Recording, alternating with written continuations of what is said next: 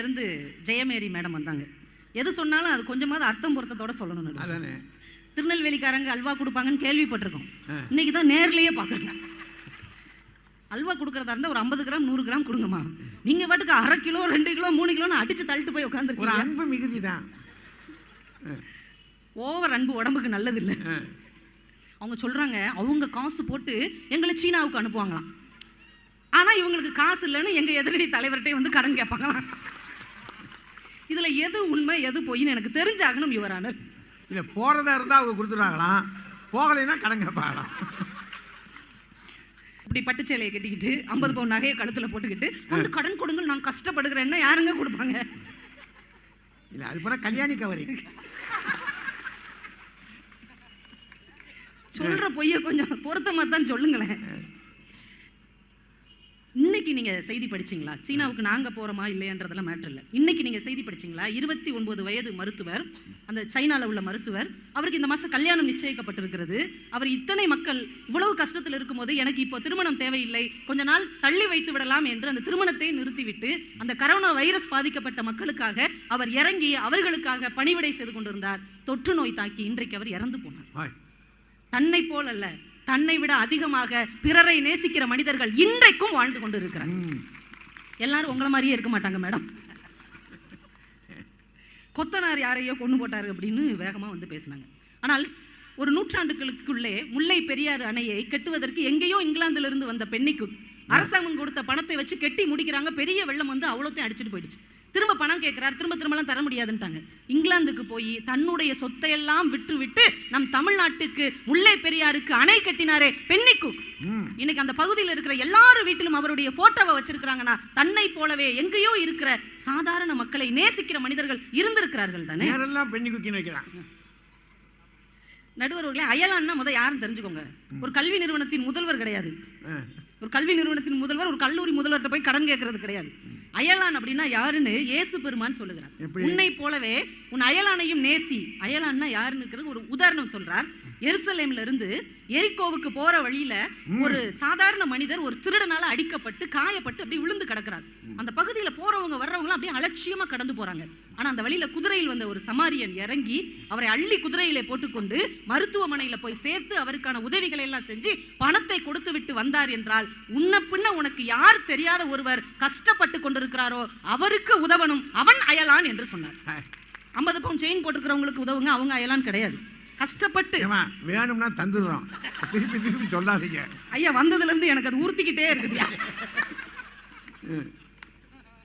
யாருக்கு உதவி தேவைப்படுகிறதோ அவங்களுக்கு செய்யணும், அவன் தான் அயலான். அதை முதல் நீங்க புரிஞ்சுக்கோங்க. போன மாசங்க திருவள்ளூர் மாவட்டம் நம்ம தமிழ்நாட்டில் நடந்தது. ஒரு 27 வயசு பொண்ணு ஷேர் ஆட்டோவில் ஏறி போயிருக்கிறாங்க. அந்த ஆட்டோவில் 4-5 பேர் இருந்திருக்காங்க. ஒவ்வொருத்தங்களா ஒவ்வொரு இடத்துல இறங்கிட்டாங்க.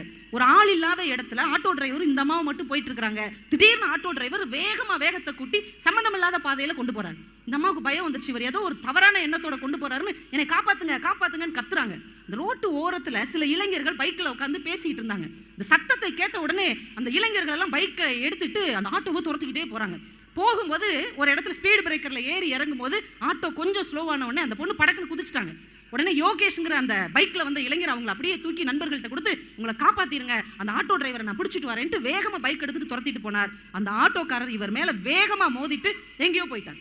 அடிபட்ட அந்த யோகேஷ் ஆஸ்பத்திரியில் சேர்க்கப்பட்டு பரிதாபமாக தன்னுடைய உயிரை இழந்து விட்டார் என்றால், தன்னை போல அல்ல, தனக்கு யாருனே தெரியாத ஒரு பெண்ணுக்காக அவளுடைய மானம் காக்கப்பட வேண்டும் என்பதற்காக தன் உயிரையே கொடுக்கக்கூடிய மனிதர்கள் இன்னைக்கும் இருக்காங்கயா.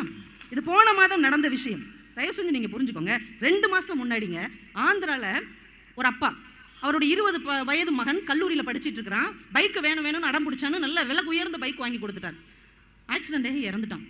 அந்த இறுதி அஞ்சலி கூட்டத்துக்கு தன் மகனின் நண்பர்கள்லாம் வந்து கலந்துக்கிறாங்க. அவங்க எல்லாருக்கும் இவர் ஒரு பரிசு கொடுத்தார். மகனின் இறுதி அஞ்சலிக்கு வந்த நண்பர்களுக்கு இவர் பரிசு கொடுத்தார். என்ன கொடுத்தார் தெரியுமா? ஒவ்வொருத்தருக்கும் ஹெல்மெட் பரிசா கொடுத்தார். கொடுத்துட்டு சொன்னாரு, அன்னைக்கு மட்டும் இந்த ஹெல்மெட்டை இவன் போட்டிருந்தானா என் பிள்ளை செத்துருக்கவே செய்யாது. இனிமே ஒரு நிலைமை இன்னொரு பிள்ளைக்கு வந்து விடக்கூடாது, தயவு செஞ்சு ஹெல்மெட் போட்டு வண்டி ஓட்டுங்கப்பான்னு ஒவ்வொருத்தருக்கும் அவர் கொடுத்தார் என்றால், மண்ணிலிருந்து வந்த நாம் மண்ணுக்கே போக போகிறோம் என்கின்ற பைபிள் வசனத்தை புரிந்து கொண்டு நாம் வாழும்போது எல்லோருக்கும் உதவ வேண்டும் என்கின்ற எண்ணமுடைய மனிதர்கள் இன்னைக்கும் வாழ்ந்துக்கிட்டு தானங்க இருக்கிறாங்க. ஒன்றும் இல்லைங்க, சின்ன பசங்க கூட அவங்களுடைய எண்ணம் எவ்வளவு உயரமா இருக்கு. ஒரு பள்ளிக்கூடத்துல கிறிஸ்மஸ் விழா வருது. அதுக்காக ஒரு நாடகம் போடுறாங்க. அந்த நாடகத்துல நிறைய நல்லா பேசக்கூடிய மாணவர்களையா சேர்த்துக்கிறாங்க. ஆனா ஒரு பையன் கொஞ்சம் திக்கி திக்கி பேசுவான். அவங்க அம்மா வந்து டீச்சர்ஸ்ட்ட சொல்றாங்க, என் பையனை நீங்க வேணான்னு சொல்லிட்டீங்கன்னா அவனுக்கு ரொம்ப தாழ்வு மனப்பான்மை ஆயிடும். ஏதாவது ஒரு சின்ன கேரக்டர், ஒரு சின்ன வேஷம் அவனுக்கு கொடுங்க, ஒரு சின்ன வசனம் கொடுங்க, நான் அவனை எப்படியே மனப்பாடம் பண்ண வச்சிடறேன்ட்டாங்க. சரி அப்படின்னு அந்த நாடகத்துல அவனுக்கு ஒரு விடுதி காப்பாளர் வேஷம். ஒரே ஒரு வசனம் தான். புனித சூசையப்பரும் மேரி அன்னையும் வரும்போது இங்க இடம் இருக்கான்னு கேட்டு வருவாங்க. இங்கே இடம் இல்லை அப்படின்னு மட்டும் சொல்லணும். இந்த ஒரு வரி தான் அவனுக்கு வசனம். வீட்டில் உட்காந்து அவங்க அம்மா சொல்லி கொடுத்துட்டாங்க, தம்பி இங்கே இடம் இல்லை, இங்கே இடம் இல்லை. அவன் நல்ல மனப்பாடம் பண்ணிட்டான், இங்கே இடம் இல்லை, இங்கே இடம் இல்லை, மனப்பாடம் பண்ணிட்டான். அந்த நாடகம் போடப்படுகிறது. அந்த நாள் வந்துருச்சு. எல்லாரும் அவங்களுக்குரிய வேஷத்தோட இருக்கிறாங்க. இவன் விடுதி காப்பாளர் அந்த பையன் நிற்கிறான். புனித சூசையப்பரும் கர்ப்பிணியாக இருக்கக்கூடிய மரியன்னையும் அப்படியே கருணை ததும்பிய முகத்தோட அவன் முன்னாடி வந்து நின்று, ஐயா எங்களுக்கு இங்கேயாவது இடம் இருக்குமான்னு கண்ணீரோடு கேட்கிறார்கள். இவனுக்கு பதிலே வரல. அப்படியே ஸ்டன்னாகி நின்றுட்டான். தூரத்துல இருந்து டீச்சர் சொல்றாங்க, சொல்லுடா, சொல்லி தொல்லடா, இங்க இடம் இல்லை, சொல்லுன்னு.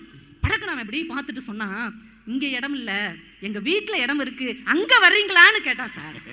அந்த கூட்டம் எழுந்து நின்று கை தட்டியது என்றால், ஒரு சின்னஞ்சிறிய சிறுவனுடைய மனதிற்குள்ளே தன்னை போல பிறரை நேசிக்க வேண்டும் என்கின்ற எண்ணம் இருக்கிறது இல்லையா? ஆன்மாவில் எளிமை உள்ளவர்கள் பாக்கியவான்கள், ஏனென்றால் பரலோக ராஜ்யம் அவர்களுக்கானது என்கின்ற எண்ணம் ஒரு சின்ன குழந்தைக்குள்ளே இருக்கிறது இல்லையா? பெரிய கோலியாத்தை ஜெயிப்பதற்கு ஒரு சிறுவன் டேவிட் போதும் என்கின்ற ஒரு அழகான உதாரணம் இல்லை அந்த பையன். என்ன பேசிட்டு இருக்கீங்க? 2016லங்க ரியோ ஒலிம்பிக் நடந்தது. அதுல கென்யா நாட்டில இருந்து ஒரு பொண்ணு கலந்துக்கிறதுக்காக போனாங்க. ஒரு வீராங்கனை ஓட்ட பந்தயத்துல சேர்ந்துக்கிறதுக்கு. பெய்த் கிப்லிகான்னு அவங்க பேர். அவங்க ஊருக்குள்ள, அது சின்ன கிராமம். அந்த கிராமத்தில் அவங்க ப்ராக்டிஸ் எடுக்கும் போதெல்லாம் பக்கத்து வீட்டுக்காரங்க சொந்தக்காரங்களாம் சிரிப்பாங்களா, இதெல்லாம் ஒலிம்பிக்கில் போய் ஓட போகுது, ஆளு மூஞ்சி மாதிரி எப்படி இருக்குது பாரு அப்படின்னு எல்லாரும் அந்த பிள்ளையை திட்டிருக்காங்க, எல்லாரும் கேலி பண்ணியிருக்கிறாங்க.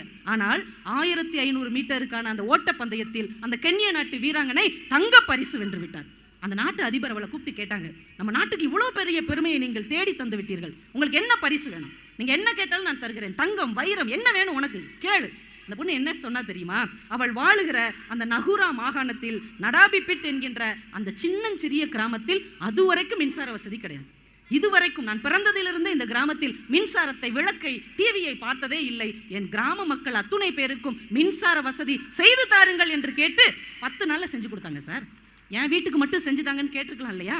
தன்னை யார் கேலி செய்தார்களோ, தன்னை யார் ஏளனம் செய்தார்களோ அவர்களும் வாழ வேண்டும், அவர்களும் மகிழ வேண்டும் என்று நினைத்தாலே உங்கள் பகைவரிடம் அன்பு கூறுங்கள், உங்களை வெறுப்போருக்கு நன்மை செய்யுங்கள், உங்களை சபிப்போருக்கு ஆசி கூறுங்கள், உங்களை இகழ்ந்து பேசுவோருக்காக இறைவனிடம் வேண்டுங்கள் என்பதற்கேற்ப தன் எதிரிக்கும் தன்னை போல நேசிக்கிற மனதை அந்த பெண்ணுக்கு இறைவன் கொடுத்திருக்கிறாரே. நடுவர் அவர்களே, அன்னை தெரசாவை பற்றி ஐயா அவர்கள் சொன்னார்கள். அல்பேனியாவில் பிறந்து இந்தியாவின் தாயாக பணியாற்றி உலகத்திற்கே தேவதையாக மறைந்து போன அன்னை தெரசா குழந்தைய தூக்கி இடுப்புல வச்சிருப்பாங்களா, ஏழை அனாதை குழந்தைய. அதை பார்த்த ஒரு பத்திரிகையாளர் பதிவு செஞ்சிருக்கிறார் சார், நான் இதுவரைக்கும் ஒரு பெற்ற தாய் தன் பிள்ளையை இவ்வளவு ஆதரவாக அரவணைப்பாக இடுப்பிலே தூக்கி வைத்திருப்பதை பார்த்ததே இல்லை. அன்னை தெரசா அவ்வளவு அன்போடு ஒரு ஏழை பிள்ளையை தூக்கி வைத்திருந்தார் என்று பதிவு செய்கிறார் என்றால், அன்னை தெரசா தன் கல்லறையில் எழுதச் சொன்னார், நான் உங்களை நேசித்திருப்பது போலவே ஒருவரை ஒருவர் நேசியுங்கள் என்று சொன்னார். அவருக்கு சாத்தியம் என்றால் அவரை பின்பற்றுகிற நமக்கும் அது சாத்தியம்தான் என்று சொல்லி வாய்ப்புக்கு நன்றி கூறி விடைபெறுகிறேன். நன்றி, வணக்கம். நடுவர் அவர்களே, எதிரணி தலைவர் பேராசிரியர் அவர்கள் இந்த கல்லூரியினுடைய முதல்வர், எங்களுடைய அணித்தலைவர் இந்த கல்லூரியினுடைய மாணவி. அதனால அவங்களுக்கு நல்லா கை தட்டினாங்க. நானும் இந்த கல்லூரியினுடைய மாணவன் ஆகணும்னு நினைச்சேன். நல்ல வேளை ஆகல, அட்மிஷன் கிடைக்கல. இப்ப நீங்க எல்லாருமே அன்பானவங்க, அவங்களுக்கு கை தட்டினது மாதிரி எனக்கும் கை தட்டுவீங்கிற நம்பிக்கை எனக்கு இருக்கு. ரொம்ப மகிழ்ச்சி. நடுவர் அவர்களே, எனக்கு முன்னால் திருமதி கவிதா ஜவஹர் அவர்கள் ரொம்ப சிறப்பாக உருக்கமாக அவங்க கண்ணீர் விட்டு அழாத குறையா சில விஷயங்களை சொன்னாங்க. எனக்கு ரொம்ப சந்தோஷம். கண்ணிலிருந்து கண்ணீர் வருது. ஆனால் அவங்களுக்குள்ள ஒரு சின்ன ஒரு வயித்தெரிச்சல் இருக்கு. ஏன்னா எங்க அணித்தலைவி பெருசா செயின் போட்டிருக்காங்க, அவங்கள விட அதிகமாக நகை போட்டிருக்காங்க. சொன்னாங்களா இல்லையா? இவங்க அன்பை பத்தி பேசுறாங்க. தன்னை போல பிறரையும் நேசிங்கிறது அவங்களே கடைபிடிக்க முடியலையே. நாங்க என்ன சொல்றோம்? உங்களை விட அதிகமா என்ன ஒருத்தர் நகை போட்டாலோ, உங்களை விட ஒரு 10 ரூபா அதிகமா சாரி கட்டினாலோ உங்களால தாங்கிக்க முடியல. அதனால தன்னை போல பிறரையும் நேசிப்பது சாத்தியம் இல்லைன்னு சொல்றோம். சிரமங்கிறத சொல்றோம். சொந்த செலவுலேயே ஜூனியம் வச்சுக்கிறது. எனக்கு ரொம்ப சந்தோஷம் என்ன தெரியுமா? அந்த ஒரு பள்ளிக்கூடத்தில் கிறிஸ்துமஸ் விழாவில் நாடகத்தில் ஒரு பையன் சொன்னா, இது நம்ம சூசையப்பரும் மேரி மாதாவும் வருகிற போது அவன் எங்க வீட்டில் இடம் இருக்குன்னு சொன்னா, நீங்களும் நல்லா கை தட்டினீங்க. எனக்கு அது சந்தோஷம் தான். நடந்தா நல்லா தான் இருக்கும். இதை இந்த அம்மாவோட வீட்டுக்காரர் கேட்கிறாருன்னு வச்சுக்கோங்க. பரவாயில்லையே, ஒருத்தரை நம்ம வீட்டுக்கு அழைச்சிட்டு வந்தா சாப்பாடு கொடுக்கணுங்கிற நல்ல எண்ணம் என் வீட்டம்மாவுக்கு இருக்குதேன்னு சொல்லி இந்த திருநெல்வேலி பஸ் ஸ்டாண்ட்ல ஒரு அம்மா, வயசான ஒரு அம்மா பிச்சை எடுத்துக்கிட்டு இருக்கு.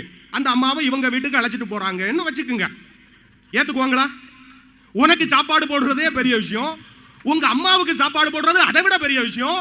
இதுல வேற இன்னொரு அம்மா இல்ல, அந்த அம்மா எந்த இடத்துல நிக்குதோ அந்த இடத்துக்கு நீயும் போயிரு. ஆமா, நீயும் கூடவே போயிரு.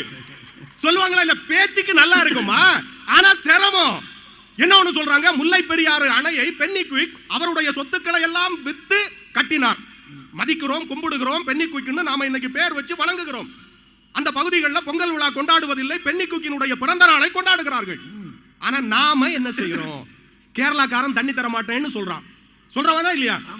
அவன் கட்டி வச்சுட்டு போயிட்டான், நாம தண்ணிக்காக சண்டை போடுறோம்.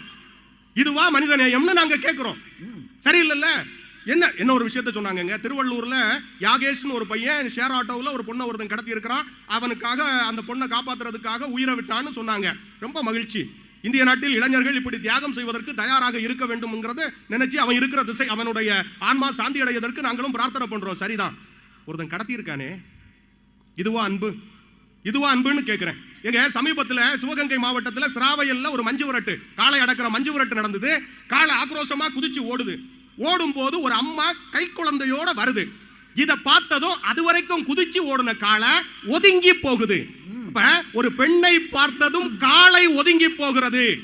ஆனால் இந்த மனிதர்கள் காளையை விட மோசமா தானே இருக்காங்க நடுவர் அவர்கள். எப்பொழுது ஒரு பெண்ணை பார்த்ததும் நம் தாயினுடைய எண்ணமும் நம் சகோதரியினுடைய எண்ணமும் வருகிறதோ அப்பொழுது நம்மை போல பிறரையும் நேசிப்பது சாத்தியம்னு நாங்க ஒத்துக்கிறோம். என்ன பேசிக்கிட்டு இருக்கீங்க, ரொம்ப வேகமா ஆக்ரோஷமா எல்லாம் பேசி இருக்கிறாங்க. நான் என்ன ஒண்ணு கேட்கிறேன், பகைவனுக்கும் அருள வேண்டும், இதானங்க இயேசுபிரான் சொன்னது. பகைவரையும் நேசிக்க வேண்டும், அதானங்க. நான் ஒண்ணு கேட்கிறேன், நம்ம நாட்டுல கப்பல் படை இருக்கு, விமானப்படை இருக்கு, காலாட்படை, ராணுவம் இருக்கு. எங்க இருந்து கூலிப்படை வந்துச்சு? ஒருத்தனை பிடிக்கலன்னா காலி பண்றதுலயே குறியா இருக்கிறாங்களா? அதுலயே நெல்லையில கொஞ்சம் அதிகமா இருக்கிறதா கேள்விப்பட்டேன் பத்திரிகையில. இருக்குது இல்ல அப்படின்னா அவனுக்கிட்டே அன்பு காட்டணுமா இல்லையா? நீங்க ஜாக்கிரதையா பேசிருப்போங்க. இல்ல, எனக்கு பாதுகாப்பு இருக்கு நடுவர் அவர்களே. சும்மா அடுத்தது எங்க முதல்வர் ரொம்ப நல்லா சொன்னார், ஏழைக்கு இறங்குபவர் கர்த்தருக்கு கடன் கொடுக்கிறார். எனக்கு ரொம்ப மகிழ்ச்சி. நான் ஒண்ணு கேட்கிறேன், நம்ம நாட்டில் பணக்காரர்கள் பணக்காரர்களாகவே இருக்கிறார்கள், ஏழைகள் இன்னும் ஏழைகளாகவே இருந்து கொண்டிருக்கிறார்கள். பெரிய தொழிலதிபர்களும் நடிகர்களும் நம்ம நாட்டில் விளையாட்டு வீரர்களை தத்தெடுத்து விளையாட்டை ஊக்குவிக்கிறதுக்கு ஐபிஎல் மாதிரி மேட்சுகள் எல்லாம் நடத்தி விளையாட்டை ஊக்குவிக்கிறார்கள். இப்படி விளையாட்டுக்காக பணத்தை தண்ணியா செலவு பண்றவங்க நம்ம கிராமங்களுக்கு வந்து கஷ்டப்பட்டுக்கிட்டு இருக்கானே விவசாயி, அவனுக்கு கொஞ்சம் பணத்தை கொடுத்து நீ விவசாயம் பண்ணி நல்லா இருன்னு சொன்னா நம் நாட்டில் ஏழைகளே இல்லாமல் இருப்பார்கள். தேர்தல் வரும்போது வந்தாலும் வருவாங்க, ஏழைகளே இருக்க மாட்டாங்க. அப்போ நாம சுவர் கட்டி மறைக்க வேண்டிய சூழல் வராது. ஓ, அது வேற சொல்றீங்களோ? ஆமா. நாங்க என்ன ஒண்ணு, மருத்துவ சாதனைகளை எல்லாம் ரெண்டு பேருமே சொன்னாங்க. நான் கேட்கிறேன், பக்கத்துல தான் இருக்கு சிவகாசி. 2-3 மாசத்துக்கு முன்னாடி சிவகாசி அரசு மருத்துவமனையில ஒரு பெண் பிரசவத்துக்காக ஏழை பெண் சேர்றாங்க, ரத்தம் ஏத்துறாங்க. HIV பாதித்த ரத்தம், அப்பாவி பெண்ணுக்கு HIV பாதித்த ரத்தத்தை ஏத்துறாங்கன்னா அப்ப ஒரு ஏழை என்றால் அலட்சியப்படுத்துகிற போக்கு இருக்குதா இல்லையா? இதைத்தான் நாங்க கண்டிக்கிறோம்னா நீங்க என்ன ஒண்ணு ஒரு கதையை அழகா சொன்னாங்க. தாத்தாவை தண்ணியில தள்ளி விட்டாராம் இளைஞன். நம்ம குடும்பங்கள்ல அதான் நடக்குது. வயதானவர்கள்னு வந்துட்டாலே நம்ம பேசுறது இல்ல, வீட்டை விட்டு துரத்துறதுக்கு பாக்குறோம். சில வீடுகள்ல சொத்தை எழுதி வாங்கிட்டு அப்பா அம்மாவை வீட்டை விட்டு துரத்துற சூழல் இருக்குதா இல்லையா? இருக்குது. ஒரு சட்டமே போட்டிருக்காங்க, அப்பா அம்மாவை துரத்தக்கூடியவங்களுக்கு திரும்பவும் அந்த சொத்துக்களை பறிமுதல் பண்ணி கொடுக்கணும். புதுக்கோட்டையில் நடந்திருக்கு. ஏமா பேப்பரை படிச்சுட்டு பேசுங்கம்மா. நீங்க படிச்ச அதே பேப்பர்ல தான் அந்த பக்கம் இது இருந்தது. அவங்க எல்லா சமயத்தை சேர்ந்தவங்களாவும் இருக்காங்க. அதெல்லாம் சரிதான். சமயத்துக்கு தகுந்தவாறு யோசிக்கிறவங்களும் இருக்கிறாங்களா? நான் அதை தான் சொல்ல வர்றேன். எங்களுக்கும் தெரியும், அன்பு சகலத்தையும் தாங்கும், அன்பு திரளான பாவங்களை மூடும், அன்பு நீடிய பொறுமை உள்ளது. நாங்களும் யோசிக்கிறோம். ஆனால் இன்றைய சூழல்ல அது சிரமம். பேராசை பிடித்த மனிதர்கள் இந்த மண்ணில் வாழ்ந்து கொண்டிருக்கிற இந்த காலகட்டத்தில் அது கஷ்டம்னு சொல்றோம். எங்க சமீபத்தில் அந்த ஊரக உள்ளாட்சி தேர்தல் நடந்து பாத்தீங்களா? அந்த நேரத்தில் என்ன ஆயிடுச்சுன்னா எங்க பகுதியில் நடந்தது. நீங்க எவ்வளவு வாங்குனீங்க? தரல. எங்களுக்கு டவுன் பஞ்சாயத்து ஆயிடுச்சு, அதனால வரல. எலெக்ஷன் முடிச்ச அடுத்த நாள் எங்க ஒரு டீ கடையில டீ சாப்பிட்டுக்கிட்டு இருந்த ஒரு பெரியவர்கிட்ட கேட்டேன், உங்க பஞ்சாயத்துல யார் வருவாங்கன்னு கேட்டேன். அவர் ஒன்னு சொன்னார் பாருங்க, எலெக்ஷன் முடிஞ்சிடுச்சு, இனி யாரும் வரமாட்டாங்க.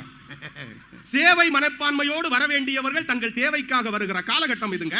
நாங்க என்ன ஒன்று சொல்றோம், அதாவது நடுவர் அவர்களே, அடுத்தவர்கள் உன்னிடத்தில் கேட்கும் பொருளை நீ வைத்துக்கொண்டே போய் வா, நாளைக்கு தருகிறேன் என்று சொல்லாதேன்னு நீதிமொழிகள் சொல்லுது.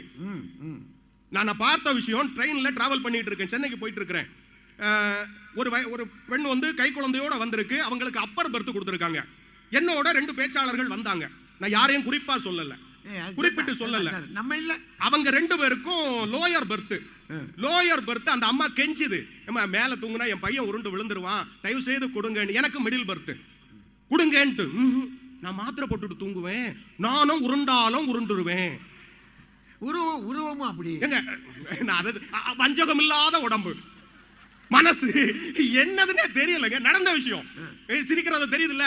நீங்க ஒரு சீட்டை கொடுக்க மாட்டீங்களா, இதுல அடுத்திறப்பார் உன்னிடம் வந்து கேட்டா இல்லைன்னு சொன்னாம கொடுக்கணும்னு கர்த்தர் சொல்லி இருக்கிறார்.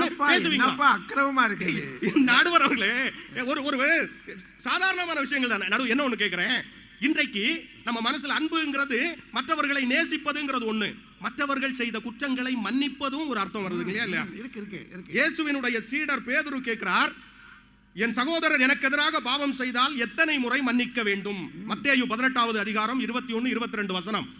எத்தனை முறை மன்னிக்க வேண்டும்னு கேட்கும் போது இயேசு சொல்றார், 7 முறை அல்ல 770 தரம் மன்னிப்பாய். அப்படின்னா எத்தனை முறை தப்பு செய்தாலும் நீ மன்னித்து கொண்டே இருக்கணும்னு சொல்லிட்டு ஒரு உவமை கதையை சொல்றார். எனக்கு ரொம்ப பிடிச்ச கதை அது. என்னன்னா, ஒரு அரசர் தன்னுடைய பணியாளர்களிடத்தில் இருக்கிற கணக்குகளை எல்லாம் பார்க்கும்போது ஒருத்தர் அவருக்கு ஒரு 10,000 தாலந்து, கிட்டத்தட்ட 1 கோடி ரூபான்னு சொல்றாங்க நம்ம கணக்குக்கு, 10,000 தாலந்து கடன் பட்டிருக்கிறார். அவரை அழைச்சிட்டு வர்றாங்க, கடனை திருப்பி கொடுன்னு சொல்லும்போது எனக்கு கொடுக்க முடியாத நிலைமையில இருக்கிறேன்னு அந்த அரசர் அந்த கடனை தள்ளுபடி பண்ணிட்டார். தள்ளுபடியை அனுபவிச்சுட்டு வெளியே வர்றான். அவனுக்கு கீழே வேலை பார்க்கிற பணியாளர் வர்றான். அவனுக்கு 100 தெனாரியம் கொடுக்கணும். 100 தெனாரியம் கொடுத்தோன்னா அவன் கழுத்தை பிடிச்சி சட்டை இருக்கிறான், இருக்கிட்டு சொல்றான், 100 தெனாரியத்தை இப்பவே வை, இல்ல உன்னை ஜெயில அடைச்சிருவோன்னு ஜெயில அடைச்சிட்டான். இந்த தகவல் அரசனுக்கு போகுது. அரசனுக்கு போனதும் அவனை அழைச்சிட்டு வந்து கேட்கிறார் அரசர், நான் உன்னை மன்னித்தது போல், உன் மீது இரக்கம் காட்டியது போல் உன் பணியாளரிடம் நீ ஏன் இரக்கம் காட்டவில்லை? அதனால உனக்கு தள்ளுபடி பண்ண கடனை திரும்பவும் நீ கட்டணும் அப்படின்னு ஜெயில பிடிச்சு போட்டுட்டு இயேசு சொல்றார். இந்த கதையை சொல்லிட்டு இயேசு சொல்றார், உன்னுடைய சகோதர சகோதரிகளை நீ மன்னிக்க வேண்டும், அப்பதான் விண்ணுலகத்தில் இருக்கிற நம்முடைய தந்தையான இறைவன் உன்னை மன்னிப்பான்னு சொல்லிட்டு, மன்னியுங்கள் மன்னிக்கப்படுவீர்கள். நாம என்ன நினைக்கிறோம், நாம எவ்வளவு பெரிய தப்பு பண்ணாலும் மற்றவங்க மன்னிக்கணும்னு நினைக்கிறோம். ஆனால் இன்னொருத்தர் நமக்கு சின்ன தவறு செய்தாலும் நாம் அவர்களை மன்னிப்பதற்கு தயாராக இல்லை. இதுதான் இந்த மண்ணிலுடைய நிலைமை. நான் ஒரே ஒரு வார்த்தை, இந்த சில வார்த்தைகளை கேட்கும் போது நமக்கு சில வார்த்தைகள் நமக்கு சந்தோஷத்தை கொடுக்கும், இன்னும் சில வார்த்தைகள் நமக்கு வருத்தத்தை கொடுக்கும். இதுல அகதின்னு ஒரு வார்த்தை இருக்கு பாருங்க, இருக்குதா இல்லையா? அதே மாதிரி ஆதரவற்ற அனாதைங்கிற ஒரு வார்த்தை இருக்குல்ல. கடைசி மனிதன் உள்ள வரையிலும் இந்த மண்ணில் யாரும் அனாதை இல்லை. ஆனால் இந்த மண்ணில் தான் உலகத்தில் பல நாடுகளில் அகதிகளாகவும் வாழ்கிறார்கள், அனாதைகளாகவும் வாழ்கிறார்கள் என்பதை நோக்குகிற போது எல்லா நிலையிலும் அன்போடு இருந்தால் நல்லது. ஆனால் இன்றைய இந்த சமூக அமைப்பில் தன்னை போல் பிறரையும் நேசிப்பது கொஞ்சம் சிரமம்தான். அதுவரையிலும் சிரமமே என்று ஐயா தீர்ப்பு தருவார்கள் என்கிற நம்பிக்கையில் விடைபெறுகிறேன். நன்றி, வணக்கம். நடுவர் அவர்களே, நான் நேரடியாகவே விஷயத்துக்கு வந்துடுறேன். சொல்லுங்க. பொதுவாகவே இந்த ஊருக்குள்ள ஒரு கெட்ட பேர் உண்டு. யாருக்கு? புரணி அளக்கிறதெல்லாம் பெண்கள் தான், ஜாட பேசுறதெல்லாம் பெண்கள் தான் ஒரு புரணி அளப்பாங்க பொதுவா. ஆமா. ஆனா இன்னைக்கு மேடையில எனக்கு முன்னால பேசின ராஜ்குமார் அந்த புரணி அளக்கிற வேலையை, ஜாட பேசுறத ரொம்ப கரெக்டா பண்ணிட்டு போய் உட்கார்ந்துருக்காங்க. எனக்கு என்ன தெரிய வேணும், அந்த ஜாட யாரை பார்த்து பேசினா? இல்ல, நாங்க இந்த சபையில இந்த மேடையில ஏறின உடனே முடிவு பண்ணிட்டோம், உண்மையை தவிர வேற எதுவும் இல்லைன்னு. இல்லம்மா, அவர் ஜாட பேசினாரு இல்ல, யாரை பார்த்து ஜாட பேசினாரு? சொல்லத்தாயா வரேன். அன்னைக்கு லோயர் பெர்த்ல படுத்திருந்த 2 பேரும் நானும் கவிதாவும் தான். அப்ப வந்துருச்சா விஷயம்? வந்துருச்சு ஐயா. அந்த கதையினுடைய முழுசா கேட்கணும். அவர் டைட்டில் கார்டோட படத்தை முடிச்சு விட்டுட்டார். அந்த அம்மா குழந்தையோட வந்து அப்பர் பெர்த் எங்களால ஏற முடியாது, கீழே கொடுங்கன்னு சொன்னாங்க. உண்மையிலேயே அன்னைக்கு எங்க 2 பேருக்கும் உடம்பு முடியல, 3 நாளா தூங்கல. அதனால எங்களுக்கு தூங்கணுமா, அதனால தயவு செய்து நாங்க லோயர்ல படுத்துக்கிறோம் அப்படின்னு சொல்லிட்டு அந்த குழந்தைக்கு பொன்னாடை போட்டாங்க இல்லையா? நமக்கு ஒரு ப்ரோக்ராம்ல போட்ட பொன்னாடையில 2 பக்கமுமா தொட்டில் கட்டி எங்க பக்கத்துல அந்த பிள்ளைய படுக்க வச்சுக்கிட்டோம் குழந்தைய. அந்த அம்மா, உண்மையா நடந்தது தம்பி. இல்ல, அந்த குழந்தை ஏதோ செயினின்னு போட்டு இருந்துச்சா? அதெல்லாம் இல்லையா, அதெல்லாம் இல்ல. அந்த அம்மா மேல அப்பர் பெர்த்ல ஏறி நிம்மதியா தூங்கிருச்சு. நாங்களாவது இவ்வளவு பேச்சுவார்த்தை நடத்தணும். இப்ப எங்களை பத்தி குறை சொன்னார் பாருங்க ஒருத்தர், அவர் மேல ஏறி படுத்த உடனே மிடில்ல கொரட்ட விடுற மாதிரி நடிச்சாருங்க, பதில கூட பேசல. அவ்வளவு நல்லவர் அவரு. இதற்கு தானே ஆசைப்பட்டாய் ராஜகுமாரா? நாங்க ஒத்துக்கணும். அதுக்காகத்தான் ஆனா நடுவர் அவர்களே, அந்த குழந்தை இருக்க அது நம்மளை விட மோசம். விடிய விடிய கத்துச்சு, கத்துன்னு கத்துது. அவ அம்மா நிம்மதியா தூங்குனாங்க, நாங்க 2 பேரும் மாத்தி மாத்தி ஆட்டிக்கிட்டு இருக்கோம் அந்த தொட்டில. நீங்க செஞ்ச பாவத்துக்குரிய பலனை அனுபவிச்சீங்க. இல்ல, தன்னை போல நேசிப்பவனு தொட்டில ஆட்டி, இதுல நீங்க நம்ப மாட்டீங்க, மாத்தி மாத்தி நாங்க தாலாட்டு வேற பாடினோங்க. அதுல பயந்துதான் பிள்ளை தூங்குச்சு. காலையில 6 மணிக்கு சாயா சாயான்னு வருவாங்க இல்லையா, அந்த சத்தம் கேட்டு தான் இவர் எழுந்து உட்கார்ந்தார். இவரு அடுத்தவங்களுக்கு உதவி செய்ய நாங்க லாயக்கு இல்லைன்னு எங்களை பத்தி குறை சொல்லுவாராம். அடுத்து ஒரு பெரிய விஷயம், ஒரு பெரிய கண்டுபிடிப்பு சொன்னார். கவிதா திருநெல்வேலி பஸ் ஸ்டாண்ட்ல நிக்கிற ஒரு கிழவிய வீட்டுக்கு கூட்டு போமான்னு கேட்டார். வீட்டுக்கு கூட்டு போனா ஒத்துக்குவாங்களான்னு கேட்டார். ஒத்துக்க மாட்டாங்க ஐயா, கவிதா அது செய்யல. ஆனா கவிதா என்ன செஞ்சாங்கன்னு தெரியணும் இல்லையா. அவங்களுக்கு போன வாரம் பிறந்த நாள் வந்தது. ஒரு கிழவிய வீட்டுக்கு கூட்டிட்டு வரல, பெரியவர்களாக இருக்கக்கூடிய முதியோர் இல்லத்துக்கு போய் அத்தனை பேருக்கும் உணவு படைத்து மகிழ்ந்தார். இதான் தன்னை போல் பிறரை நேசிப்பதற்கான அடையாளம். இது என்னை வச்சுக்கிட்டு ஜாட பேசுற மாதிரி தெரியுது. இல்ல இல்ல இல்ல, நீங்கள் எப்போதும் 80 கடந்த இளைஞர் ஐயா, உங்களை சொல்லுவோமா நாங்க? கருப்பு தங்கம்ல. பொதுவாவே எதை சொல்றார் நம்ம இறைவன், என்ன சொல்றார்? மனுஷர் உங்களுக்கு எதை செய்ய வேண்டும் என்று விரும்புகிறீர்களோ அவைகளையே நீங்களும் அவர்களுக்கு செய்யுங்கள், இதுவே நியாய பிரமாணமும் தீர்க்க தரிசனமும் ஆகும் என்று மத்தேயுல சொல்லப்பட்டிருக்கு. எது நமக்கு பிடிக்குமோ அதைத்தான் நாம மற்றவங்களுக்கு செய்கிறோமே தவிர, சிரமம் வருங்கிறதுக்காக வருத்தப்பட்டோம்னா நம்ம மனிதரா இருக்கிறதுக்கே லாயக்கு இல்லைன்னு அர்த்தம். நடுவர் அவர்களே, சிரமம் இல்லாம எந்த காரியமும் இல்ல. அவங்க ஜெயமேரி மேடம் பேசினாங்களே ஆசிரியர், காய்கறிக்காரங்க கீரைக்காரங்க யாரு வந்து தண்ணி கேட்டாலும் பயமா இருக்கு, குடுக்கறதுக்கே பயமா இருக்கு. ஏமா நீங்க சொல்லலாமா? இவ்வளவு இறை வசனத்தை சொல்லிய நீங்க சொல்லலாமா? உங்களுக்கு வசதியா சில விஷயத்தை மறந்துட்டீங்களே. ஈகை குணமுள்ளோர் வளம்பட வாழ்வார், குடிநீர் கொடுப்போர் குடிநீர் பெறுவர். நீதிமொழி எடுத்து கொடுக்கிறேன். உன் எதிரி பசியோடு இருந்தால் கூட அவனுக்கு உணவு கொடு, அவன் தாகத்தோடு இருந்தாலும் அவனுக்கு குடிக்க தண்ணீர் கொடு என்று நீதிமொழிகள்ல சொல்லப்பட்டிருக்கிறத மட்டும் ரொம்ப வசதியா மறந்துடுவீங்களோ? நடுவர் அவர்களே, தேவை எல்லாருக்குமே தெரியும். சிரமம்னா எல்லாம் தான் சிரமம். இன்னைக்கு நிகழ்ச்சிக்கு முன்னால காணிக்கை வாங்குவதற்கு வந்தார்கள். எல்லோரும் இறைவனுக்காக இறை பணிகளுக்காக காணிக்கை கொடுப்போம். ஆனா நம்ம படிச்சது இல்லையா, ஒரு ஏழை விதவை தாய், கணவனை இழந்த பெண், அவளுக்கு வேற எந்த சொத்தும் இல்ல. ஆனால் அவள் கையில் இருந்த 2 காசுகளை காணிக்கையாக போட்டாள். அது இருந்தாதான் அவளுக்கு அன்னைக்கு ஜீவனம். ஆனாலும் பரவாயில்ல, சிரமத்தை பற்றி நான் யோசிக்க மாட்டேன் என்று அந்த 2 காசுகளையும் போட்டாள். இறைவன் அதைத்தானே மிக உயர்ந்த காணிக்கை, அவள் அனைத்தையும் தந்த மங்கை என்று அவளை ஏற்றுக்கொண்டார் என்றால், தன்னை போல் மற்றவரை நேசிக்கிறதுல என்ன கஷ்டம் இருக்குன்னு தான் நாங்க கேட்கிறோம். நம்ம பெரியவங்க இருக்கட்டுங்க, சின்ன பிள்ளைங்க, பள்ளிக்கூடத்துக்கு போற பிள்ளைங்க, அது எவ்வளவு நேசத்தன்மையோட இருக்கு தெரியுமா? நாங்க கல்லூரிக்கு போறோங்கய்யா. போன வாரம் நல்ல வெயில், மதுரைக்குல கல்லூரிக்கு போய்கிட்டு இருக்க வழியில ரயில்வே ஸ்டேஷன் பக்கம் ஒரு பெரியவர் மயக்கம் போட்டு விழுந்துட்டார். சுத்தி ஒரு கூட்டம் அப்படியே பார்த்துட்டு நிக்கிறாங்க, என்னன்னு. அப்போ நானும் கீழே இறங்கி போய் என்னாச்சுன்னு பாக்குறேன். அவர் பசி மயக்கத்துல சுருண்டு கிடக்குறாருன்னு தெரிஞ்சது. பார்த்த உடனே ஐயோ பாவம், அவருக்கு ஏதாவது வாங்கி கொடுப்போம் அப்படின்னு பக்கத்துல ஒரு ஹோட்டல் ஓடி போய் ஒரு 4 இட்லி டிஃபன் கட்டி வாங்கிட்டு ஓடி வரேன். பார்சல் கட்டி கொண்டுட்டு ஓடி வந்து எட்டி பாக்குறேன். அந்த கூட்டத்துக்குள்ள ஒரு சின்ன பையன், பள்ளிக்கூடம் போற பையன், யூனிஃபார்ம் போட்ட பையன், அவன் லஞ்ச் பாக்ஸ்ல இருந்து சாப்பாடு எடுத்து அவருக்கு ஊட்டிக்கிட்டு இருக்காயா. மத்தியான சாப்பாடை பத்தி அந்த பிள்ளை நினைச்சு பார்க்கல. நான் சிரமப்படுவேன், எனக்கு பசிக்கும்னு நினைக்கல. அந்த நேரத்தில் அவருடைய துன்பத்தை நீக்க என்ன செய்ய முடியுமோ அதை செய்வேன் என்று ஒரு குழந்தை சிந்திக்குதுன்னா, அந்த சின்ன பையனுக்கு இருந்த புத்தி பெரிய ஆளுகளுக்கு இல்லையே. இல்ல, ஆனாலும் அந்த சின்ன குழந்தை செஞ்சதுங்கிறது அங்க அடையாளம். பசித்தவர்களுக்கு பசிக்கிற உணவை கொடுக்க வேண்டும் என்பதை அற்புதமாக அந்த குழந்தை செய்யலையா? நடுவர் அவர்களே, விபத்து ஏற்பட்டால் இன்னைக்கு வேடிக்கை பார்க்கறவங்க அதிகமா இருக்காங்களா? சொன்னாங்க இல்லையா, வேடிக்கை தான் பார்ப்பாங்க, இல்லாட்டி செல்ஃபி எடுத்துட்டு போயிடுவாங்கன்னு. ஆனால் பழைய காலத்தை விட இப்போதுள்ள காலத்தில் விபத்து ஏற்பட்டால் வேடிக்கை பார்க்கிறதுங்கிறது ஒரு பக்கம், ஆனால் விபத்தில் மூளைச்சாவு ஏற்பட்டவர்களின் உடல் உறுப்புகளை தானம் செய்கின்ற விழிப்புணர்வு முன்பை விட இப்போது அதிகமாகி இருக்கிறதா இல்லையா? தன்னை விட அதிகமாக அடுத்தவங்களை நேசிக்கிறோமா இல்லையா? நடுவர் அவர்களே, சில ஆண்டுகளுக்கு முன்பு பில் கிளின்டன் அவர்கள் இங்க வந்தார், இந்தியா வந்தபோது அவர் அரசு சாரா 2 பேரை சந்திக்கணும்னு விரும்பினார். அரசு சாரா 2 பேர். அப்ப கலாம் அவர்கள் குடியரசுத் தலைவராக இல்ல, அதுக்கு முன்னால அவர் 2 பேரை சந்திக்க வேண்டும் என்று விரும்பினார். ஒருவர் அப்துல் கலாம் ஐயா, இன்னொருவர் பாலம் கல்யாண சுந்தரம் ஐயா அவர்கள். அவர் என்ன செய்தார் அப்படின்னா, அவர் பேராசிரியராக பணிபுரிந்த 35 ஆண்டுகளில் கிடைத்த அத்தனை தொகை 30 லட்சத்துக்கு மேற்பட்ட பணத்தையும் குழந்தைகள் ஏழைகளின் நலனுக்காக மொத்தமாக தானமாக கொடுத்து உதவியவர். அதனால தான் அமெரிக்காவில் கடந்த 1000 ஆண்டுகளில் சிறந்த மனிதர் என்ற விருதுக்கு தேர்ந்தெடுக்கப்பட்டு அவருக்கு $6.5 மில்லியன் பரிசளிக்கப்பட்டது. கிட்டத்தட்ட 30 கோடி ரூபாய். அந்த 30 கோடியை பெற்றுக்கொண்டு அதனையும் குழந்தைகளின் நலனுக்காகவே செலவழித்து மகிழ்ந்தார் என்றால், இப்படி சாத்தியமாகக்கூடிய காரியங்கள் நிறைய இருக்கு. தன்னை போலவே நேசிக்கணும். எனக்கு என்னென்ன கஷ்டம் இருக்கோ அது அடுத்தவங்களுக்கு வரக்கூடாது. அது நினைக்கிறவன் தானே மனித நேயமுடைய மனிதன். சென்னையில் எலக்ட்ரிக் ட்ரெயினில் போய்கிட்டு இருக்கும்போது ஒரு கால் நடக்க முடியாத ஒருவர், மாற்றுத்திறனாளி, போலியோ வந்த மாற்றுத்திறனாளி, இந்த சின்ன சின்ன பொருட்கள் விற்கிறதுக்காக தவண்டு வந்தார். 5 ரூபா 10 ரூபா பொருட்கள் வித்துக்கிட்டே வந்தவர் திடீர்னு நிறுத்திட்டு உரத்த குரல்ல ஒரு அனௌன்ஸ்மெண்ட் கொடுத்தார்.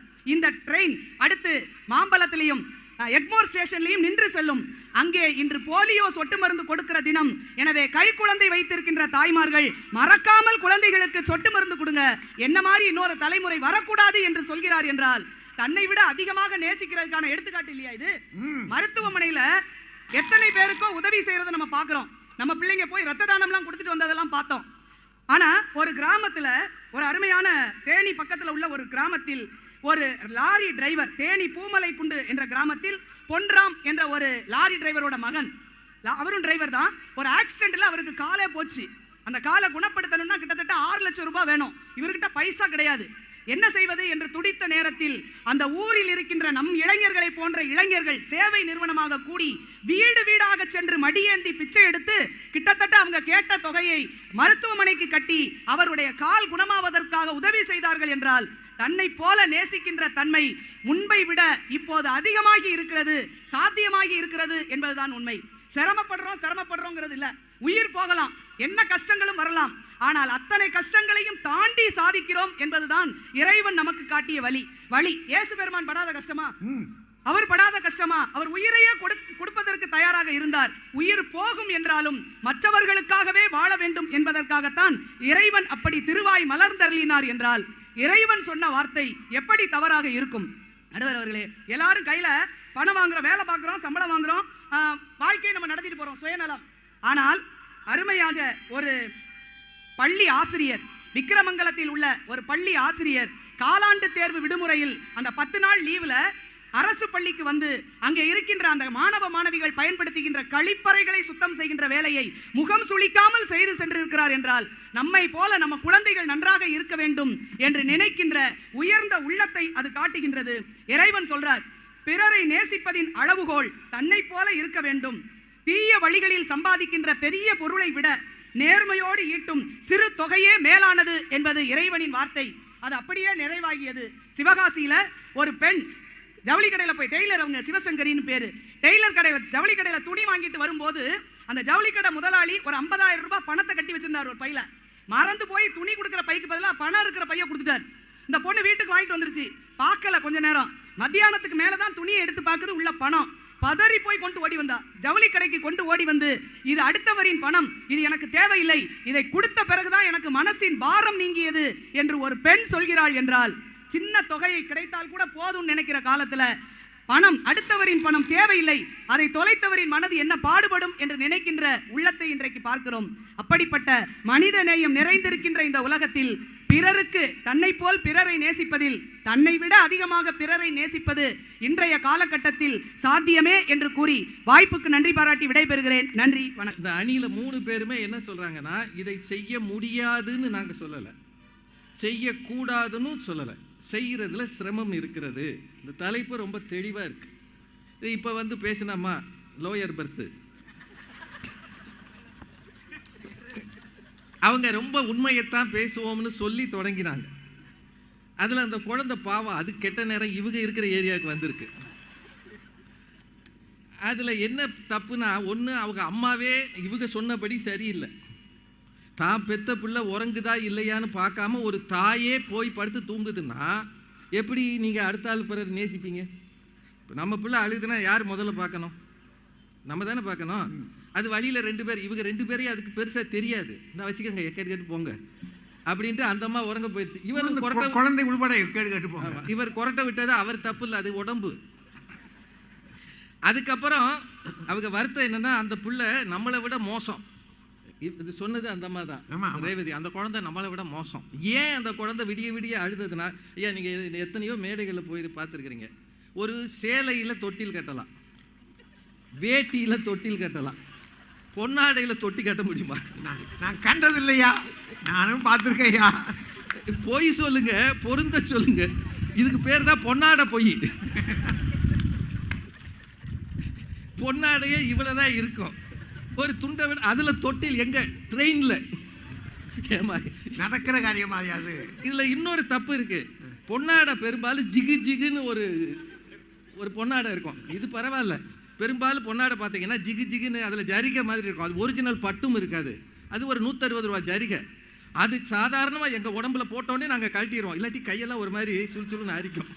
இவங்க என்ன பண்ணியிருக்காங்க, ராத்திரி பூரா அந்த குழந்தைய அந்த பொன்னாடையில் போட்டு அதை அழ விட்டு வேடிக்கை பார்த்து உதவி செய்யறோம்னு சொல்லி அதை நிம்மதி இல்லாமல் பண்ணியிருக்காங்க. காரணம் அது இவங்க பிள்ளை இல்லை, ஊர் பைய பிள்ளை. அது பிள்ளை அரிப்பு தாங்க மாட்டாம அழுது இருக்கு. ஏன் அந்த பிள்ளை அழுதுன்னு இதுகளுக்கு தெரியல. இவங்க நாங்கள் தான் பொன்னாடை படுத்திருக்கோம்ல, ஏன் ஒரு மைக்கை கொடுத்துட வேண்டியதானே? பொன்னாடை பற்றியாச்சும் மைக்கும் கொடுத்தாச்சு. அது ராத்திரி பூரா அந்த ட்ரெயின் முழுக்க அழுதுகிட்டே வந்திருக்கும்ல. இதெல்லாம் ஒரு விவாதம், ஒரு பேச்சு. ஏமா இதுக்கு ஒரு அணி வேற கொடுமையாது. எங்கே பொன்னாடை போர்த்தணும்னே தெரியல. இன்னமாச்சு இவங்க இதில் இந்த லட்சணத்தில் இவங்க 2 பேரும் தாலாட்டு வேற பண்ணிருக்கு. பி சுசீலாவும் அந்த அம்மா வாணி ஜெயராமு, அது சிஸ்டர் சாரால் நவ்ரோஜி மாதிரி. என்ன நினைச்சுக்கிட்டு இருக்கீங்க? இதுல என்ன கொடுமைனா, பக்கத்துல தூங்குன எவனும் நிம்மதியா தூங்கி இருக்க மாட்டான். இந்த குழந்தையோட சேர்த்து அவன் 500-600 ரூபாய்க்கு டிக்கெட் எடுத்து ராத்திரி பூரா நொந்து கிடந்திருக்கான். சொல்லுங்கம்மா, போய் சொல்லுங்க. ஆனால் ஒரு அளவா சொல்லுங்க. திருநெல்வேலியில் எல்லாரும் இப்படி உட்காந்துருக்காங்கன்னா நோக்கத்துக்கு சொல்றதா? அதான் அல்வா. இது மாதிரி பேசுறதுக்கு நல்லா இருக்குங்க. தான தர்மம் பிறந்த நாளில் போய் பண்ணுறதுக்கு பேர் நம்மை போல் பிறரை நேசிப்பதில்லை. ஞாபகம் வச்சுக்கோங்க. பைபிளில் ரொம்ப தெளிவான வார்த்தை அது. தன்னை போல் பிறரை நேசிப்பது என்பது தானம் பண்ணுவதல்ல, தர்மம் பண்ணுவதல்ல. உங்களை சபிக்கிறவர்களை ஆசீர்வதியுங்கள், பகைக்கிறவர்களை சிநேகியுங்கள். அதை செய்ய முடியுமா? அதான் கேள்வி. அங்கதானே இடிக்குது. அந்த கேள்விக்கு பதிலே வரல. தென்னாப்பிரிக்காவில் மகாத்மா காந்தி ஒரு சின்ன கூட்டத்தில், ஒரு அரங்கத்தில் பேசுகிறார். நடந்த செய்தி, மகாத்மா வாழ்க்கையை பற்றி எல்லாருமே எழுதியிருக்காங்க. ஒரு சின்ன கூட்டத்தில் பேசுகிறார். கூட்டத்தில் அவர் பேசி முடிச்சுட்டு வரும்போது அந்த கூட்டத்தின் அந்த ஹாலினுடைய ஒரு முனையில் ஒரு சின்ன பையனா ஒரு இளைஞன் நிற்கிறான். கடுமையான முகத்தோடு நிற்கிறான். காந்தி எப்படி பார்க்குறான், முறைச்சி பார்க்குறான். அவர் கூட வந்தவர்களெல்லாம் அவர் பின்னாடி போக சொல்லிட்டு காந்தி அவனிடம் போகிறார். யார் வராதிங்கன்னு அவன்கிட்ட போகிறார். அவன்கிட்ட போய் வா என்னோடன்னு கூட நடத்தி கூட்டு போகிறார். தெரு முழுக்க இருட்டாக இருக்கிறது. நீண்ட தூரம் அவர்கள் நடக்கிறார்கள். ஒரு இடம் வந்த உடனே அந்த பையன்கிட்ட அவர் சொல்கிறார், நீ போய் வா அப்படின்னு சொல்கிறார். ஏன்னா காந்தியின் கட்டளையே யாரும் மீற மாட்டாங்க. அதனால் அவர் கூட வந்தவங்களாம் ஒரு தொலைவிலேயே வர்றாங்க. அவர் போன பிறகு இவங்கெல்லாம் ஓடி போய் பாபுஜி என்ன பிரச்சனைன்னு கேட்குறாங்க. அப்போ அவர் சொல்கிறார், ஒன்றுமில்லை, அந்த பையன் என்னை குத்துவதற்காக கத்தி கொண்டு வந்தான். என்னை கொல்ல வேண்டும் என்று அவனுக்கு ஆசையாம். அவனோடு பேசி நான் என்ன செய்கிறேன், அவன் என்ன செய்ய வேண்டும் என்பதை அவனிடம் சொல்லி அவன் சந்தேகத்தை நிவர்த்தி செய்தேன். அவன் வீட்டுக்கு போய்விட்டான், அவ்வளவுதான். எதிரி போல வந்தான், இப்போது நண்பனாக போகிறான்னு காந்தி சொன்னார். அப்போது கூட வந்தவங்க எல்லாரும் சொன்னாங்க, என்ன இப்படி பண்ணிட்டீங்க? அவன் உங்களை குத்துறதுக்காக கத்தி கொண்டு வந்திருக்கான், அப்படியே பிடிச்சி போலீஸில் கொடுத்துருக்க வேண்டியதானே. இப்போ காந்தி சொன்னார், அவன் தான் எந்த தவறும் செய்யவில்லையே, அவனை ஏன் காவல்துறையிலும் கொடுக்க வேண்டும்? அவன் போய்விட்டான், இனிமேல் அவன் எனக்கு நண்பன் தான். இது காந்தி வாழ்க்கையில் நடந்தது. இப்போ அவங்க 2 பேர்கிட்டையும் சும்மா ஒரு இதெல்லாம் கற்பனை தான், பேச்சுக்கு தான். அவங்க பையன் ஒருத்தன் சுற்றி வர்றான்னு வைங்க. பேக் வச்சுருக்காங்கல்ல, ஒவ்வொருத்தர் பேக்லேயும் ஒரு 10,000-20,000 இருக்கும். அவன் எடுக்கலை, வண்டியில் முறைச்சி பார்த்துக்கிட்டே இருக்கான். இவங்க பார்த்துட்டு சும்மா இருப்பாங்களா? உடனே ஒரு பக்கத்தில் யாருக்காவது எங்கள் வீட்டுக்காருக்கு சொல்லணும், என் பக்கத்தில் ஒருத்தன் ட்ரெயினில் ட்ராவல் பண்ணுறான், அவன் மூஞ்சியே சரியில்லை, சொல்லுவீங்களா? சொல்ல மாட்டேங்க. இல்லை, அவரை சொல்லலை, நான் இந்த மூஞ்சியே சரியில்லைன்னு ராஜ்குமாரை பற்றி பேசுகிறான். இவங்க தான் தன்னை போல பிறரை நேசிக்கிறவங்க. என்னத்தை சொல்ல, இதெல்லாம் நடக்கிறதுங்க. நீங்கள் நம்ம ஊர்லங்க, நம்ம மக்கள் மத்தியில் என்ன நடக்கிறது? இது இந்த தன்னை போல் பிறரை நேசிக்கின்றது இயேசு கிறிஸ்து சொல்கிறதுக்கு முன்னாடியே பழைய ஏற்பாட்டிலே இந்த செய்தி இருக்குது. லேவியராகமம் படித்த எல்லாருக்கும் தெரியும், 19:18 அது இருக்குது. லேவியராகமம் பழைய ஏற்பாட்டிலேயே இதை பற்றின செய்தி இருக்குது.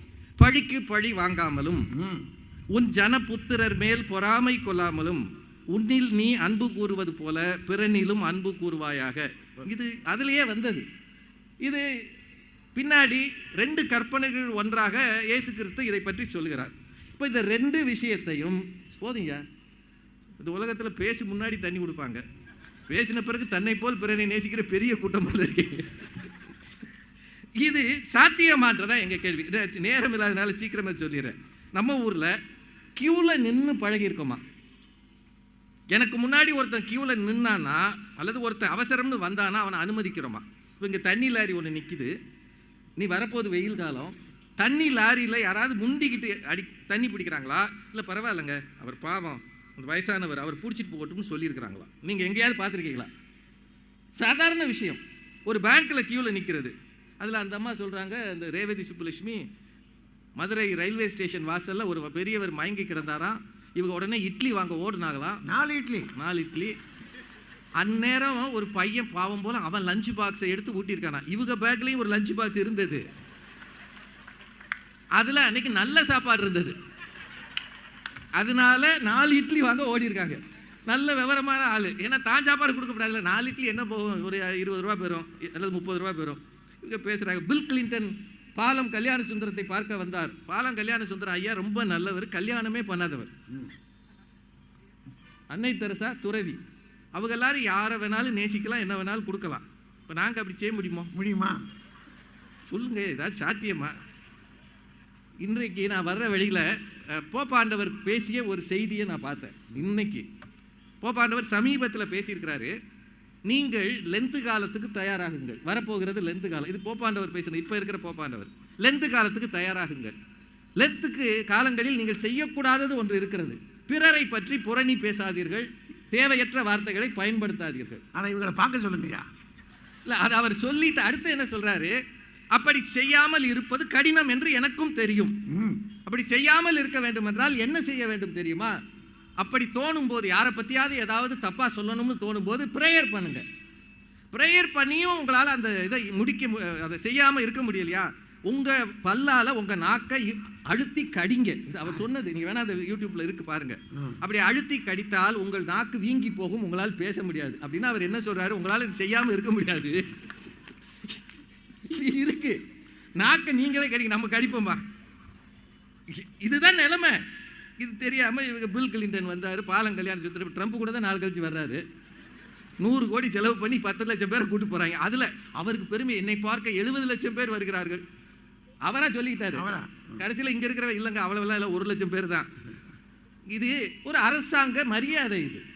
இதை வச்சுக்கிட்டுலாம் இதுதான் காரணம், தன்னை போல் பிறரை நேசிக்கிறதுலாம் சொல்ல முடியாது. அப்புறம் இன்னொன்று, இந்த அம்மா ஒன்று சொன்னாங்க, யாரோ ஒரு பொண்ணு அடுத்தவர் பணத்தை கொடுத்துருக்கிறாரு, அவங்க திருப்பி கொண்டு போய் கொடுத்துருச்சா சிவகாசியில். நல்ல பொண்ணு. நேற்று இங்கே இதையும் பத்திரிக்கையில் பார்த்துருப்பீங்க, கேரளாவில் ஒரு திருடன் ஒரு வீட்டுக்குள்ளே திருட போயிருக்கான். போயிட்டு பார்த்துருக்கான், அது ஆர்மி ஆஃபீஸர், ரிட்டையர்டு ஒரு ஆர்மி ஆஃபீஸரோட வீடு. இப்போ உடனே செவத்தில் மலையாளத்தில் எழுதியிருக்கான், நீங்கள் தேசத்துக்காக பெரிய பாடுபட்ட தியாகி, தெரியாமல் உங்கள் வீட்டுக்கு நான் திருட வந்து விட்டேன், அதற்கு மன்னிக்கவும் செவத்தில் எழுதிட்டு ஒன்றும் கூட திருடாமல் போயிட்டான். இப்போ இவங்க என்ன நினைக்கிறாங்க, அவன் தன்னை போல் பிறனை நேசித்ததனால் நல்ல திருடன். இப்போ திருட்டுல நல்ல திருடன். இப்போ அவன் உள்ள வந்துட்டு திரும்பி போனது சிசிடிவி கேமரால இருக்குன்னு வைங்க, போலீஸ்கார்ட்ட இல்லைங்க அவன் திருடல, அவன் செவத்தில் எழுதிட்டான், விட்டுருவாரா? ஏம்மா இப்படி 3 பேர், அவர் பாவம், அவர் பசங்கள்லாம் அங்கே வந்திருக்கிறாங்க. சார், ஒரு கேள்வி கேட்குறேங்க, இந்தியாவில் மட்டும் நம்மை போல் பிறரை நேசிக்கிற மனம் இருந்தால், நம்ம மற்றவங்ககிட்ட சொல்ல வேணாம், கிறிஸ்தவர்களாக இருக்கிறவர்கள், பதவிகளில் இருக்கிறவர்களுக்கு அந்த மனம் இருந்தால் குறைந்தபட்சம் ஒரு 10% ஊழலும் லஞ்சமும் குறைந்திருக்குமா இல்லையா? இந்த ஒரு கேள்விக்கு அந்த பதில் சொல்லு. குறைந்தபட்சம் நம்மை போல் பிறரை நேசிக்கிறோம்னா வந்து ஒரு கையெழுத்து வாங்க நிற்கிறவன் இந்தியன், தமிழன், அதிலும் கிறிஸ்தவன், அவனிடம் நான் வாங்கக்கூடாது என்ற எண்ணம் இருந்திருக்க வேண்டும். நீங்க யாரெல்லாம சொன்னீங்களே, தென் தமிழ்நாட்டின் முதல் ஆலயம் கிளாரிந்தா சர்ச், இதெல்லாம் ரொம்ப முக்கியமானது. ஆனால் நம் பகுதிகளிலே சாதாரண மக்கள், விதவைகளை பட்சிக்கிறவர்களுக்கு ஐயவன் போட்டிருக்கா இல்லையா? வந்து வேலைக்கு நிற்கிறவர்களிடம் எதையும் எதிர்பார்க்காமல் வேலை கொடுக்க நம்மால் முடிகிறதா? முடிந்தால் அல்லவா இதை பற்றி பேச முடியும். அதுக்கு தானங்க நாங்கள் எல்லாமே வச்சிருக்கோம். 2 பேர் அவர், நீங்க இப்ப பாருங்க, இந்த டிஎன்பிஎஸ்சி பரீட்சை அது வேற சொன்னாலும் பயமா இருக்கு. அவர் 2 பேனால எழுதியிருக்கானையா பரீட்சை. எங்க அப்பா அந்த காலத்தில் சொல்லுவாரு, டே அறிவில்லாமல் போகாதீங்க, பரீட்சைக்கு 2 பேனா எடுத்துட்டு போங்கன்னு. ஏன்னா நாங்களாம் இங்கு பேனால எழுதுவோம். எழுதும்போது ஒரு பேனா கீழே விழுந்து நிப்பும் வளைஞ்சு போச்சுன்னா இன்னொரு பேனா யூஸ் ஆகும்னு 2 பேனா, இவங்க கொண்டு போன 2 பேனா வேற பேனாவில் இருந்திருக்கு. எழுதும் போதே அழிஞ்சிருமாமே. அது இன்னும் வேடிக்கை தெரியுமா, ஒரே தெருவில் 12 பேர் ஒரே நேரம் பாஸ் ஆயிருக்காங்க. என்னன்னா உன்னை போல் பிறனை நேசிதான். நான் மட்டும் இப்படி பாஸ் ஆகிறது, அவனையும் சேர்த்துக்க. இப்போ என்ன வேடிக்கைன்னா 12 பேர் உள்ள போறாங்க, அதுவும் உன்னை போல் பிறனை நேசி. கொடுமை கொடுமைன்னு என்னத்தை சொல்லு. அந்த அம்மா பாவம், இந்த நடுவில் இருக்காங்களே அவங்க ரொம்ப இயேசு கிறிஸ்து நாடகத்திலே குழந்தை என்ன சொன்னேன், மரியாளே யோசேப்பே எங்கள் வீட்டில் இடம் இருக்கிறது. இது ஸ்கிரிப்டில் இருக்கா? வந்திருக்கிறது மரியாளும் கிடையாது, யோசேப்பு கிடையாது, 2 சின்ன பிள்ளைங்க.